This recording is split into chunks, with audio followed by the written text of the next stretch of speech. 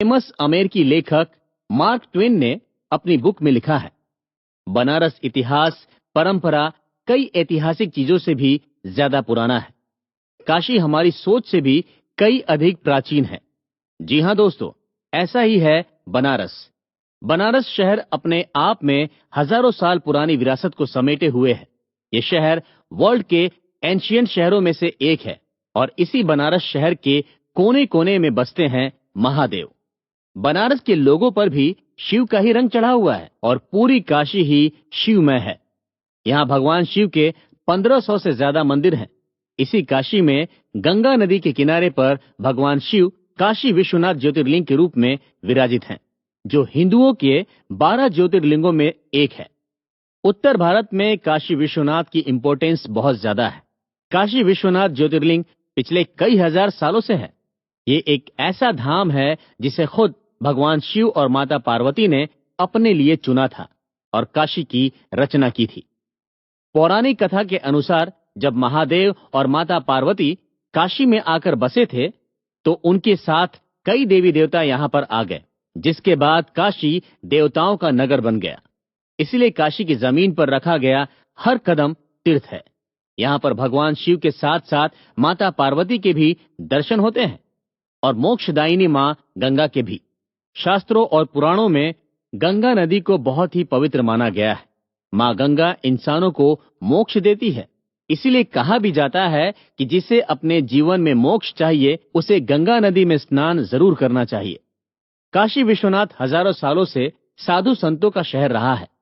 इस शहर को आदि गुरु शंकराचार्य, स्वामी रामकृष्ण परमहंस, संत एकनाथ, स्वामी विवेकानंद, महर्षि दयानंद सरस्वती और गोस्वामी तुलसीदास ने अपना बनाया। भगवान शिव की नगरी काशी साधु संतों के लिए मोक्ष की धरती है। काशी विश्वनाथ मंदिर की हिस्ट्री हजारों साल पुरानी है। चीनी यात्री फहियान 14वीं सेंचुरी में काशी आए थे और उन्होंने अपने ट्रैवलॉग में उस दौरान काशी की ग्लोरी के बारे में बहुत कुछ लिखा है। वहीं युआन च्वांग भी 7वीं सेंचुरी में काशी आए थे। तब उन्होंने यहाँ पर कई गुरुकुल, बौद्ध विहार और करीब 100 मंदिर देखे थे। अपनी ट्रैवलॉग में उन्होंने लिखा है कि उस समय काशी की ग्लोरी देखने लायक थी। 9वीं सेंचुरी में आदि गुरु शंकराचार्य ने काशी में संस्कृत स्कूल और गुरुकुल खोले थे और काशी को सनातन धर्म का केंद्र बना दिया था। लेकिन 11वीं सेंचुरी में मुगल्स के आने के बाद उन्होंने भारत के कल्चर और ट्रेडिशन पर हमला बोला। सोमनाथ ज्योतिर्लिंग के बाद काशी विश्वनाथ ही वो ज्योतिर्लिंग है जिन पर कई बार हमले हुए। हर बार इस मंदिर को तोड़ा गया, लेकिन हिंदू धर्म में आस्था रखने वाले राजाओं ने इस मंदिर को फिर से बनवाया। 11वीं सेंचुरी से लेकर 15वीं सेंचुरी के बीच इस मंदिर पर कई बार हमले हुए। 1194 में मोहम्मद गौरी ने काशी विश्वनाथ मंदिर को पूरी तरह से डिस्ट्रॉय कर दिया था, जिसके बाद हिंदू राजाओं ने इसका फिर से रिनोवेशन कराया। लेकिन मुगल यहीं नहीं रुके। 1447 में जौनपुर के सुल्तान महमूद शाह ने इस मंदिर को दोबारा तोड़ दिया था।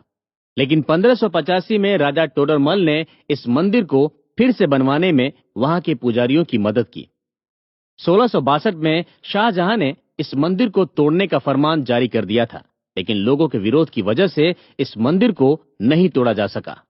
शाहजहां ने काशी विश्वनाथ के 63 मंदिरों को तोड़कर गिरा दिया था। मुगल के बाद ईस्ट इंडिया कंपनी ने इस मंदिर पर अपना हक जताने की कोशिश की। भारत में आने के बाद ईस्ट इंडिया कंपनी के ऑफिसर्स ने इस पर कब्जा कर लिया, जिसे मालवा के राजा मल्हार राव होलकर ने छुड़ाने की बहुत कोशिश की, लेकिन वो कामयाब नहीं हो सके। उस वक्त वो इस मंदिर को रेनोवेट करा रहे थे, लेकिन काम बीच में ही रुक गया। बाद में 1777 में इंदौर की रानी अहिल्याबाई होलकर ने इस मंदिर का फिर रिनोवेशन कराया। उसके 300 साल बाद भारत के प्राइम मिनिस्टर नरेंद्र मोदी ने इस मंदिर का फिर रिनोवेशन कराया। 8 मार्च 2019 में इस मंदिर के दरबार का शिलान्यास किया गया था। दिसंबर 2021 में काशी विश्वनाथ मंदिर में विशाल कॉरिडोर बनकर तैयार हुआ था। साथ ही मंदिर में और कई काम करवाए गए।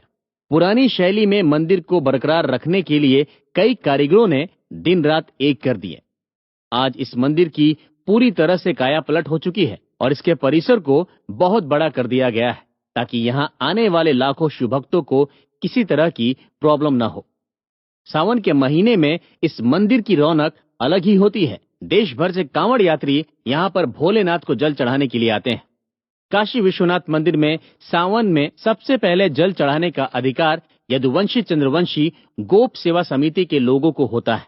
काशी में ये ट्रेडिशन 90 साल पुराना है। पहली बार इस ट्रेडिशन को 1932 में स्टार्ट किया गया था, जो कि आज तक चल रहा है। कहा जाता है कि 1932 में काशी में भीषण अकाल पड़ गया था। तब यादव वंशियों ने जलाभिषेक करके भगवान शिव को खुश किया था। भगवान शिव का जलाभिषेक होते ही बारिश भी शुरू हो गई थी, जो कि करीब 3 दिनों तक चलती रही थी और अकाल खत्म हो गया था। इसी वजह से यहाँ हर साल यदुवंशी ही सावन में सबसे पहले जल चढ़ाते हैं। मंदिर का गर्भगृह पूरी तरह से नया बन गया है।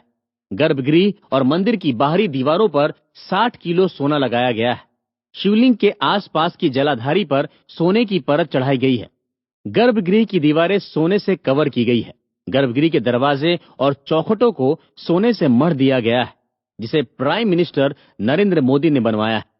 बनारस में 80 से ज्यादा घाट हैं, लेकिन इनमें सबसे खास है गंगा किनारे बना मणिकर्णिका घाट। इसी मणिकर्णिका घाट से मोक्ष की यात्रा शुरू होती है। यहाँ पर अंतिम संस्कार के लिए लाइन लगी रहती है। कहा जाता है कि मणिकर्णिका घाट को खुद भगवान शिव ने अनंत शांति का वरदान दिया था। ये एक ऐसा शमशान घाट है जहां अंतिम संस्कार के बाद इंसान को सीधा मोक्ष मिल जाता है। फिर उसे पुनर्जन्म लेकर दोबारा से दुखों को नहीं भोगना पड़ता है। इसलिए